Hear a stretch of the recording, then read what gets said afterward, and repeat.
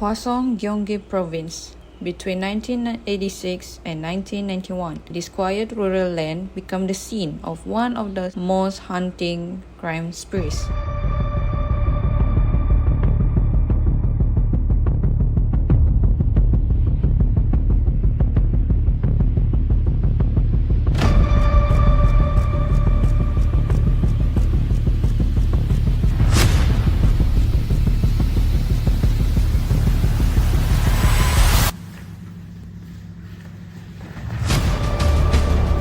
Women, young teenagers to elderly grandmothers were found murdered in the farmlands, irrigation ditches, and remote paths. The killer followed a distinct modus operandi. Victim was sexually assaulted and strangled with their own clothes such as stockings, underwear, or blouses. This repeated pattern became the signature that could be linked to the murder. I have no memory of beating him to death, but I must have. And that's when it all started again. I had no intention of hurting him at all. This offender had a unique forensic signature. Even without DNA, the similarity of ligature, the sexual violence, and staging pointed to the 1%. In the 1980s, DNA profiling was primitive in South Korea. Biological evidence like semen, hairs, and fibers were collected, but technology simply could not analyze it with a modern precision. DNA profiling was either unavailable or too limited. Then, South Korea lacks the equipment and national DNA databases that needed to compare the sample.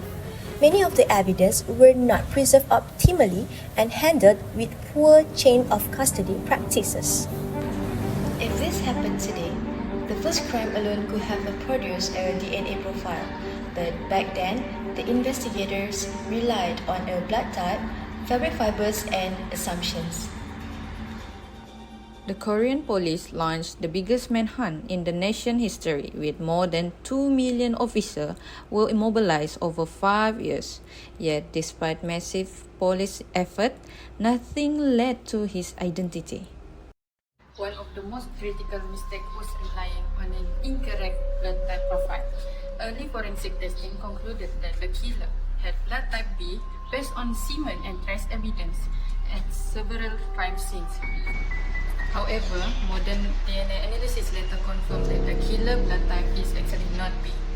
This misclassification led investigators to prematurely eliminate him and many other potential suspects from the investigation. Their overconfidence in this flawed blood typing evidence strengthened tunnel vision, pushed them toward the wrong suspects, and allowed true killer to escape. One man, known as Yoon, became a victim of the investigation. He was interrogated for hours, pressured psychologically, and eventually confessed. False accusation often occurs when interrogations are aggressive or abusive. The suspect is exhausted. Police feed details either intentionally or unintentionally. Confession becomes the only way to escape.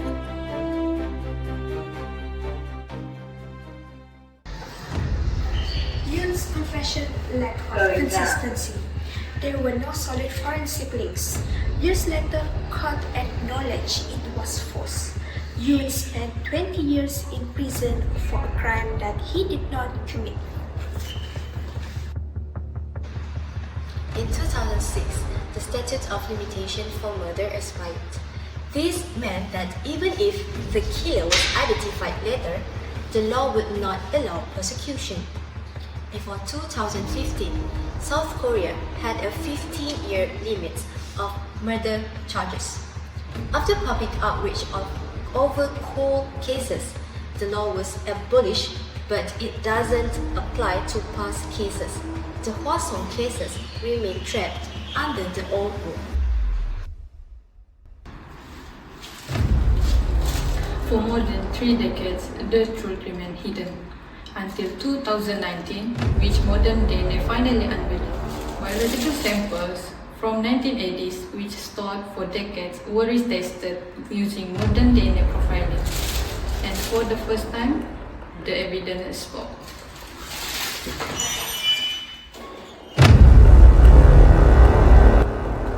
A DNA match.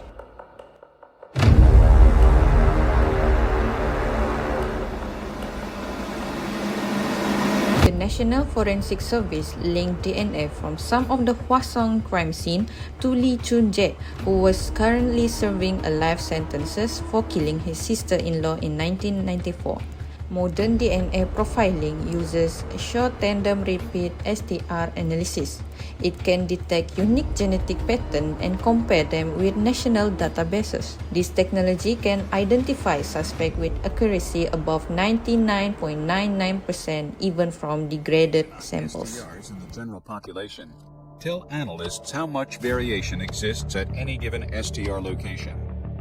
That information can help forensic analysts determine the conclusiveness of a match between two samples. If 10% of people have the same number of repeats at a given STR, for example, finding a match at that site is merely suggestive that two samples are a match. If two sites with the same prevalence match, the odds drop to 1 in 100 that the similarity is coincidental. If 13 sites match, the odds that any two people would possess such a fingerprint are so small, about 1 in 10 trillion, that the result can be considered a definitive match. The sample were not fresh, but advanced sensitivity allowed us to pull usable DNA. That changed everything. Confronted with evidence, Lee Chun-jae confessed to 14 murders and over 30 sexual assaults, including attempt one. He even drew diagrams to describe the attack in chilling detail. Some crimes had never been linked to him until that moment.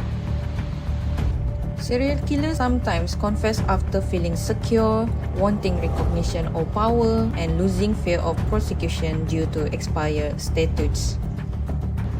Despite the confession, despite the DNA, he could not be prosecuted.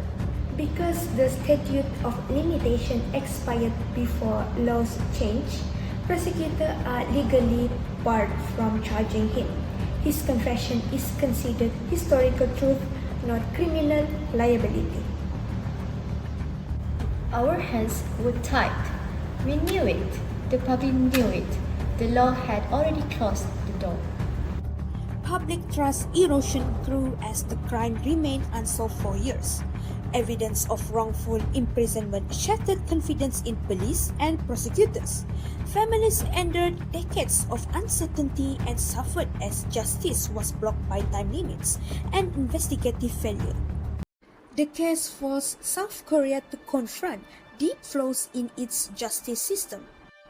Reforms included forensic re-examination programs, systemic DNA retesting, and forensic genealogy for cold cases, independent commissions to review wrongful convictions and misconduct, support for victims and families, compensation, counseling and public transparency, data publication, redacted timelines and forensic reports for academic oversight.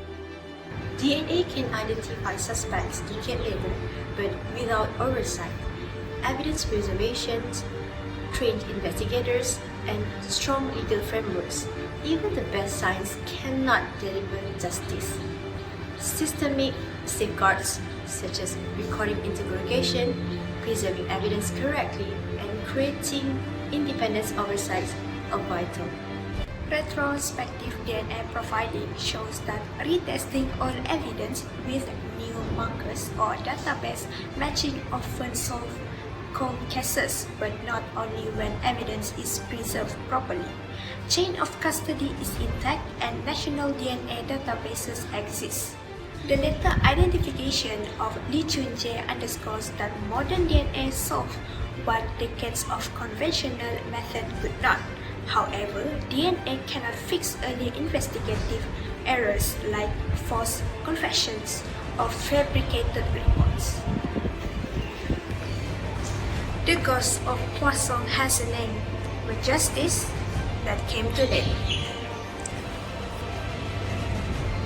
the problem requires layered solution. Only through accountability, compensation, and systemic reform can society prevent future failures and honor both victim and the wrongful convicted.